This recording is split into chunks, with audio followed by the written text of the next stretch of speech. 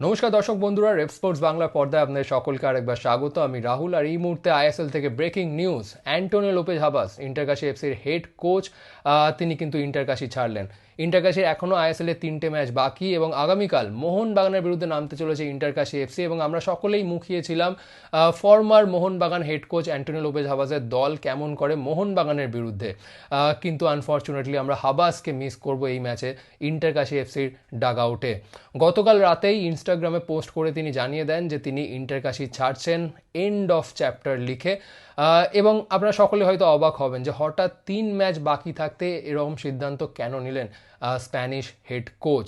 তো এই মুহূর্তে আমাদের সূত্র মারফত পাওয়া খবর অনুযায়ী এটা জানতে পারছি, সেটি হলো আগামী আইএসএল মরশুম ঘিরে যে এখন একটা অনিশ্চয়তা রয়েছে, কারণ জিনিয়া স্পোর্টস বিট করলো, এখনও কিন্তু ফাইনালাইজ করা হয়নি তাদেরকে কমার্শিয়াল পার্টনার হিসেবে।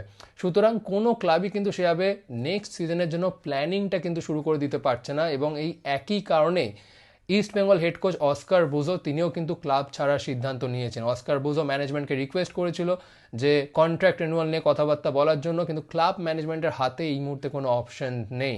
এই একই পথে হাঁটলেন অ্যান্টোনিও লোপেজ হাবাস। তিনিও রিকোয়েস্ট করেছিলেন ইন্টারকাশি ম্যানেজমেন্টকে যে তার কন্ট্রাক্ট রিনিউয়াল নিয়ে কথাবার্তার জন্য।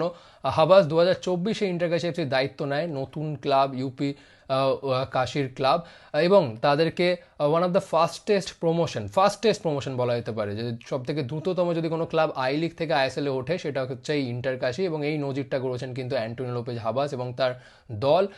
এবং তার যে কমিটমেন্টটা ছিল, তার যে প্রজেক্টটা ছিল, সেটার মধ্যে কিন্তু এটা মেনশন করা ছিল যে তিনি আইএসএলে তুলবেন ইন্টারকাশিকে, এবং আইএসএলের প্রথম মরশুমটা তিনি চ্যাম্পিয়ন না করতে পারলেও টিমটাকে সাস্টেন করাবেন, টিমটাকে স্টেবিলাইজ করাবে আইএসএলে।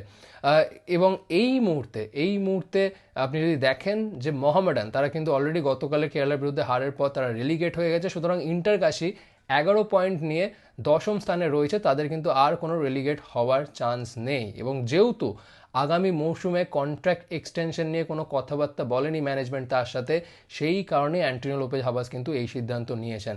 আসলে ক্লাব ম্যানেজমেন্টকেও কিন্তু দোষারোপ করা যায় না, কারণ আগামী মৌসুম ঘিরে এখনও যেহেতু একটা অনিশ্চয়তা রয়েছে, কোনো ক্লাবই কিন্তু এই মুহূর্তে প্ল্যানিং শুরু করে দিতে পারছেন না।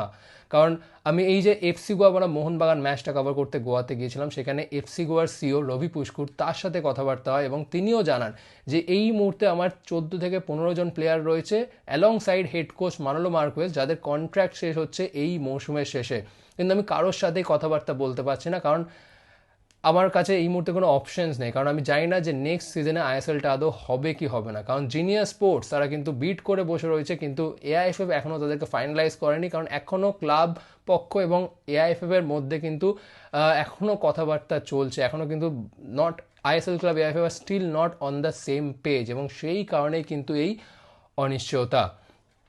ইন্টারকাশির ক্ষেত্রে এখনও হাতে 3টি ম্যাচ রয়েছে, কিন্তু তারা কোনো রকম রেলিগেট হওয়ার চান্স নেই, এবং সেই কারণে কিন্তু ক্লাব এবং হাবাস এই দুই পক্ষই কিন্তু মিউচুয়ালি এই সিদ্ধান্তটা নেয়। এবং গতকাল রাতে রবিবার গোয়া থেকেই হাবাস কিন্তু স্পেনের উদ্দেশ্যে রওনা দেয়। শেষ 3টে ম্যাচে ইন্টারকাশির ডাগ আউটে থাকবে অভিজিৎ মণ্ডল। আপনারা সকলেই জানেন বাঙালি গোলকিপার অভিজিৎ মণ্ডল ইন্টারকাশির সাথে বহুদিন ধরে যুক্ত।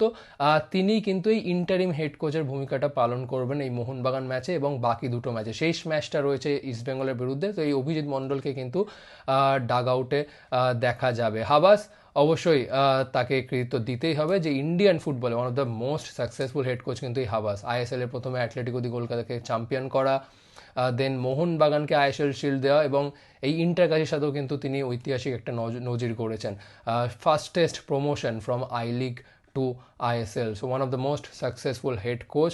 হয়তো তার চ্যাপ্টারটা আরও ভালোভাবে শেষ হতে পারত, বাট আনফর্চুনেটলি আবার কোথাও গিয়ে ভারতীয় ফুটবলের যে অনিশ্চয়তা, সেটারই কিন্তু আবার প্রভাব পড়তে চলেছে ক্লাবগুলোদের উপর। কয়েক সপ্তাহ আগে আমরা দেখলাম অস্কার ব্রুজো তিনি ইস্ট বেঙ্গল এই সিজনের শেষে ছাড়তে চলেছেন, এবং এবার এই একই পথে আরও একজন Spanish head coach Antonio Lopez Habas. ফ্যান্সরা মুখিয়েছিলেন যে হাবাসকে দেখবেন ডাগ আউটে ইন্টারকাশি বনাম মোহনবাগান ম্যাচে, but unfortunately Habas will be missed. আপনার কি মতামত এই ভিডিও নিয়ে অবশ্যই জানান কমেন্ট সেকশনে, এবং এরকম আরও অনেক ব্রেকিং এবং ইন্ডিয়ান ফুটবলের কন্টেন্টের জন্য চোখ রাখুন রেপ স্পোর্টস বাংলা পর্দায়। আপাতত ভিডিওটা এখানেই শেষ করলাম, আবার আপনাদের সকলের সাথে দেখা হচ্ছে পরবর্তী ভিডিওতে।